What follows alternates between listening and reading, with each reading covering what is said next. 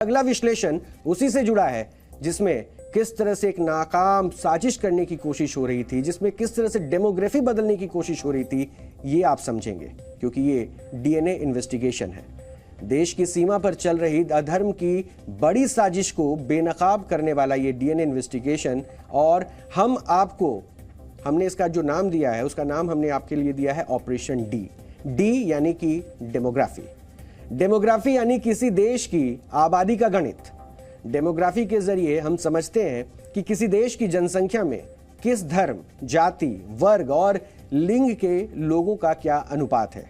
तो जी न्यूज के operation D में बड़ा खुलासा हुआ है। भारत नेपाल सीमा पर डेमोग्राफी को बदलने की सुनियोजित कोशिश की जा रही है और इस साजिश के तार पाकिस्तान से लेकर खाड़ी देशों तक फैले हैं। भारत नेपाल सीमा पर दोनों तरफ नई मस्जिदें और मदरसे बनाए जा रहे हैं और जी न्यूज के पास एक्सक्लूसिव दस्तावेज हैं जिनसे खुलासा हुआ है कि नेपाल में हिंदुओं के धर्मांतरण और नई मस्जिदों और मदरसों के निर्माण के लिए विदेशों से करोड़ों रुपए की फंडिंग की गई है। इसमें पाकिस्तान, कतर और टर्की जैसे देश भी शामिल हैं। यूपी में भारत और नेपाल की सीमा है। इस सीमा पर न सिर्फ भारत की तरफ से बल्कि नेपाल के अंदर भी नई मस्जिदें और मदरसे बनाए जा रहे हैं। नेपाल के अंदर धर्म परिवर्तन कर डेमोग्राफी को बदलने की साजिश रची जा रही है और नेपाल में हिंदुओं का धर्मांतरण कर उन्हें मुसलमान बनाने का अभियान भी चलाया जा रहा है। ये भारत के लिए भी चिंता की बात है क्योंकि नेपाल भारत का पड़ोसी देश है। भारत और नेपाल के बीच धार्मिक और सांस्कृतिक संबंध सदियों पुराने हैं। त्रेता युग से लेकर अब तक ये सिलसिला चला आ रहा है। भगवान राम और देवी सीता का संबंध नेपाल की पावन धरती से है। देवी सीता को जानकी भी कहा जाता है। उनका जन्म स्थान नेपाल के जनकपुर में माना जाता है। लेकिन हिंदू धर्म और संस्कृति के केंद्र नेपाल को इस्लामी राष्ट्र बनाने की साजिश की जा रही है। सुरक्षा एजेंसियों की रिपोर्ट के मुताबिक पिछले 2 वर्षों में नेपाल में पाकिस्तान, टर्की, कतर और दूसरे खाड़ी देशों से करीब 500 करोड़ रुपए की फंडिंग की गई है। इससे आप अंदाजा लगा सकते हैं कि यह साजिश कितनी बड़ी है और ये सूत्र बता रहे हैं उसके मुताबिक फरवरी 2020 में नेपाल में 100 करोड़ रुपए की फंडिंग एक इस्लामी संगठन ने की है। इसके बाद अक्टूबर 2020 में 350 करोड़ रुपए की फंडिंग की गई और ये फंडिंग कतर और टर्की से की गई। इस पैसे का इस्तेमाल नेपाल में मदरसों और मस्जिदों के निर्माण पर किया जा रहा है। इसी तरह जनवरी 2021 में एक बार फिर कतर से 90 लाख रुपए की फंडिंग हुई। अक्टूबर 2021 में नेपाल में मदरसों के निर्माण के लिए पाकिस्तान से 25 करोड़ रुपए भेजे गए।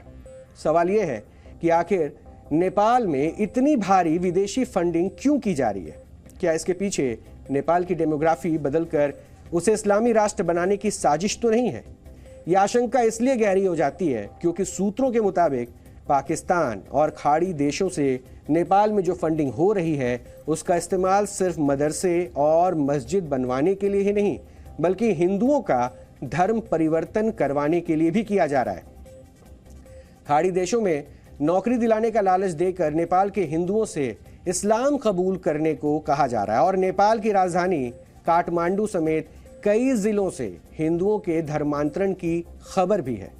नेपाल के मोरंग में 43 हिंदुओं का धर्मांतरण करवाया गया, जबकि झापा में 30 हिंदुओं का धर्म बदलकर उन्हें मुस्लिम बनाया गया। इसी तरह नेपाल के विराटनगर में 78, सुनसारी में 29 और काठमांडू में 15 हिंदुओं की धर्मांतरण की खबरें भी मिली।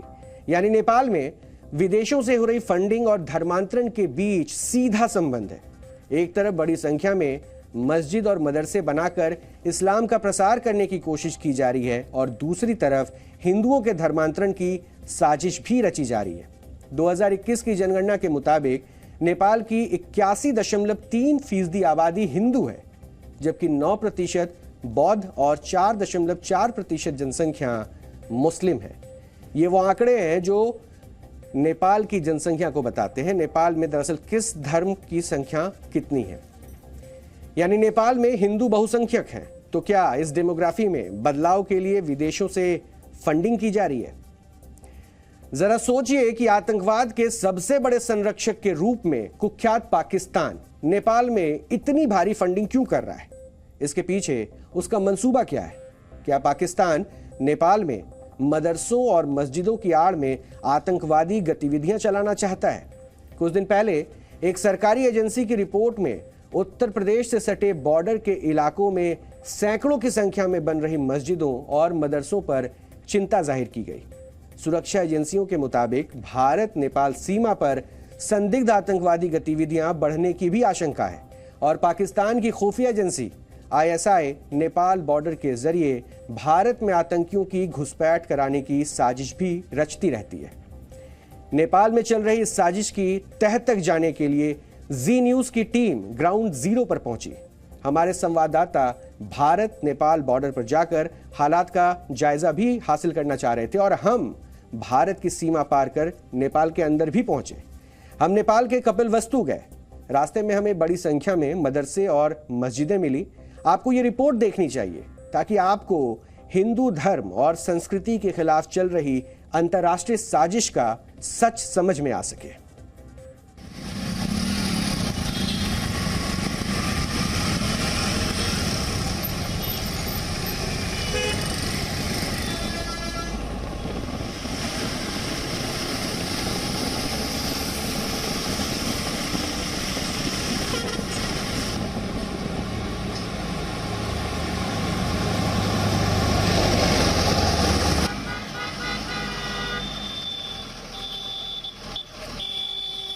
हम इस वक्त नेपाल के कपिलवस्तु इलाके में हैं। कपिलवस्तु एक टूरिस्ट प्लेस है और भारत नेपाल बॉर्डर के इलाकों में ये इलाका स्थित है। देखा जाए तो इन रास्तों का इस्तेमाल बड़ी संख्या में नेपाल के लोग भारत में दाखिल होने के लिए करते हैं और भारत से बड़ी संख्या में लोग नेपाल में इन टूरिस्ट प्लेस पर घूमने आते हैं।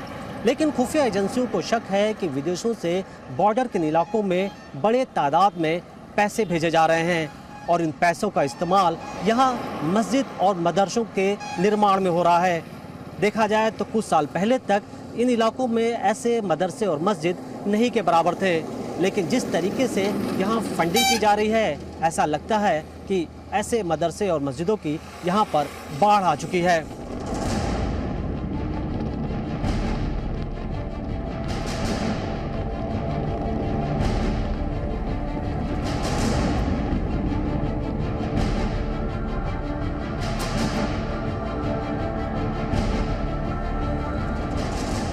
हम इस वक्त सिद्धार्थनगर डिस्ट्रिक्ट पे हैं। बॉर्डर से महज 5 किलोमीटर दूर हैं और जिस जगह हम खड़े हैं यहाँ पर मस्जिद और मदरसा बिल्कुल आसपास है। हम यहाँ बात करने की कोशिश करते हैं।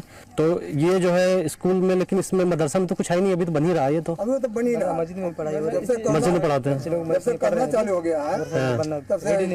ये बताइए कि यहाँ 4 मदरसे हैं, बच्चे कितने हैं? मतलब मदरसा ऐसा नहीं ज्यादा हो गया, बच्चे कम हैं पढ़ने के लिए? जैसे अब उसमें कम से कम 150-200 बच्चे हैं, उसमें भी 150-200 बच्चे होंगे। अच्छा, अब वो बच्ची वाला मदरसा मैं नहीं बता पाऊँ।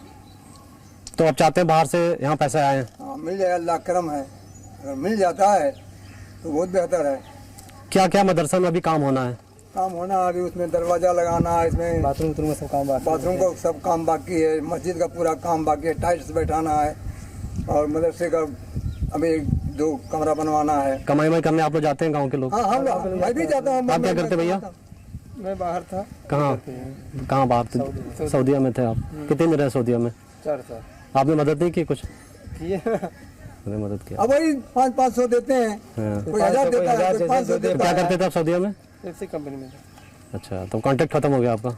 नहीं, मैं मजदूरी करते हैं, हमारी करते हैं जाके। अच्छा, फिर जाएंगे? हाँ, अल्लाह जो चाहेगा फिर जाएंगे। लग गया मेरा।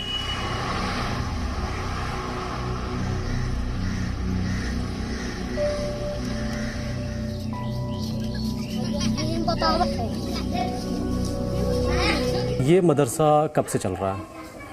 अब हमको साहब 6 साल यहाँ हो गया, पढ़ाई 6वां साल, और तकरीबन इसको 11 या 12 साल हुआ। कितने मदरसा इस गांव में? इस मदरसे में तो 4 ठो हैं। 4 मदरसे? एक मदरसा उधर मिला होगा रोड पर, एक ये है दूसरा, और एक गांव के पूरा पोखरे पर है, और एक ये जो मस्जिद देख रही सामने, इधर एक छोटी सी मस्जिद है उसके बगल में। मस्जिद अभी कितनी पुरानी है? हाल फिलहाल अभी तो 2 साल हुआ बने हुए। हाल जो सबसे कोई नया मदरसा बना है अभी हाल फिलहाल? फिलहाल यही बना है। पीछे वाला।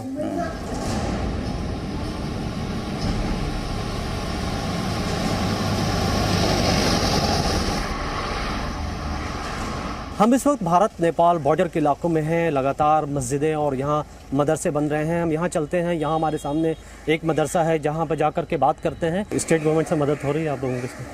नहीं, ये प्राइवेट है। तो किस तरीके से फंड कहाँ से आप अरेंज करते हैं? मतलब लोगों की कलेक्शन से, इससे चंदे से जो इलाका के लोग हैं। तो कितने मदरसा इस इलाके में? इस इलाके में तो और भी मदरसे हैं, अब बहुत सारे मदरसे हैं इलाके में। कोई बड़ा मदरसा इसके आसपास कोई आपकी जानकारी में? अब एक मदरसा तो कमरिया में है। अगर आगे जाने पर मिलेगा? कुर्सिया में मदरसा है। हाँ।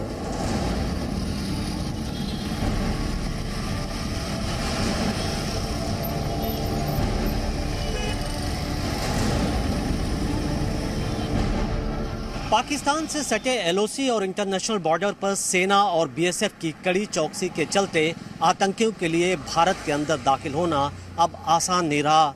कई बार घुसपैठ की कोशिशों के दौरान ये आतंकी सेना और बीएसएफ के द्वारा मार गिराए जाते हैं और ऐसे में पाकिस्तान की आईएसआई अब नेपाल से सटे भारत के इलाकों के जरिए आतंकियों की घुसपैठ कराने की कोशिशों में लगी हुई है।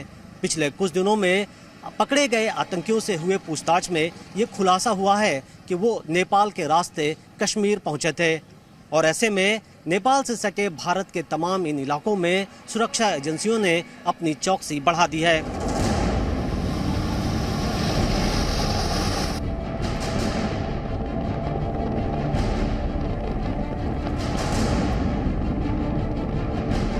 सुरक्षा एजेंसियों ने 24 ऐसे इस्लामिक ऑर्गेनाइजेशन के बारे में जानकारी इकट्ठा की है जो भारत नेपाल सीमा के दोनों हिस्सों में एक्टिव हैं।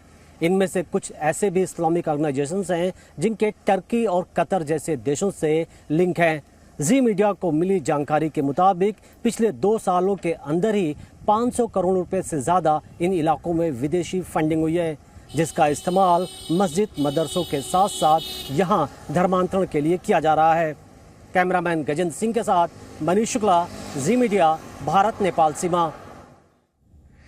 आपने जी न्यूज की ग्राउंड रिपोर्ट में देखा कि किस तरह से नेपाल में धर्मांतरण और डेमोग्राफी में बदलाव की कोशिशें की जा रही है, लेकिन आबादी के ग्राफ को बदलने का खेल देश के अंदर भी चल रहा है। भारत के कुछ सीमावर्ती राज्यों में एक खास समुदाय की आबादी में भारी इजाफा हुआ है। ग्राम पंचायतों के रिकॉर्ड के आधार पर उत्तर प्रदेश और असम की पुलिस ने केंद्रीय गृह मंत्रालय को अलग अलग रिपोर्ट भेजी है और यूपी में भारत और नेपाल की सीमा मिलती है, जबकि असम में भारत और बांग्लादेश का बॉर्डर है। और रिपोर्ट के मुताबिक नेपाल और बांग्लादेश से सटे जिलों में वर्ष 2011 के बाद से एक खास समुदाय की आबादी करीब 32% तक बढ़ी है, जो राष्ट्रीय औसत से अधिक है। देश भर में जनसंख्या परिवर्तन की दर 10 से 15% के बीच रही है, यानी यूपी और असम के सीमावर्ती जिलों में एक खास समुदाय की आबादी में वृद्धि असामान्य है। रिपोर्ट के मुताबिक यूपी के 5 जिलों में मस्जिदों और मदरसों की संख्या 25% तक बढ़ी है। यूपी पुलिस के मुताबिक 2011 के बाद राज्य के 5 जिलों में एक खास समुदाय की आबादी 20% से अधिक बढ़ी है और ये जिले हैं पीलीभीत, लखीमपुर खीरी, बलरामपुर, महाराजगंज और बहराइच। ये सभी जिले नेपाल की सीमा के पास हैं और यूपी में नेपाल की सीमा पर 116 ऐसे गांव हैं जहां 50% से अधिक आबादी एक खास समुदाय की है। और अब राज्य की सुरक्षा एजेंसियों के सामने ये पता लगाने की चुनौती है कि सीमा के पास नए बसे मुस्लिम परिवारों में से कितने लोगों के पास वैध दस्तावेज हैं और कितने लोग गैर कानूनी तरीके से रह रहे हैं। वैसे यूपी की तरह असम के सीमावर्ती इलाकों में भी एक खास समुदाय की आबादी तेजी से बढ़ी है। हम आपको आंकड़ों के जरिए बताते हैं कि असम में मुस्लिम आबादी का ग्राफ किस तरह से तेजी से बढ़ रहा है। वर्ष 2011 की जनगणना के मुताबिक असम में मुस्लिम जनसंख्या बढ़कर 34% से अधिक हो गई है। असम के 27 में से 9 जिलों में मुस्लिम बहुसंख्यक हैं, जबकि 2001 की जनगणना के मुताबिक असम में सिर्फ 6 जिलों में ही मुस्लिम बहुसंख्यक थे। यानी 2001 और 2011 के बीच असम के 3 जिलों में मुस्लिम अल्पसंख्यक से बहुसंख्यक हो गए।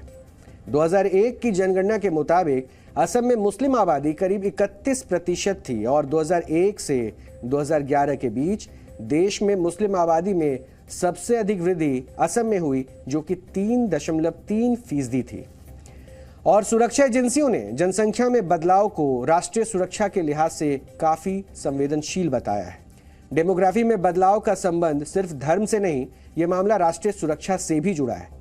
केंद्रीय गृह मंत्रालय के एक आधिकारिक सूत्र ने जी न्यूज को बताया कि डेमोग्राफी में बदलाव और घुसपैठ की साजिश के बीच कनेक्शन हो सकता है और इस खतरे को देखते हुए सुरक्षा एजेंसियां अभी से सतर्क हो गई हैं और इसी के तहत बीएसएफ का अधिकार क्षेत्र बढ़ाने की मांग भी की गई है। ये तो आपने समझ लिया कि किस तरह से डेमोग्राफी बदलने की कोशिश की जा रही है, लेकिन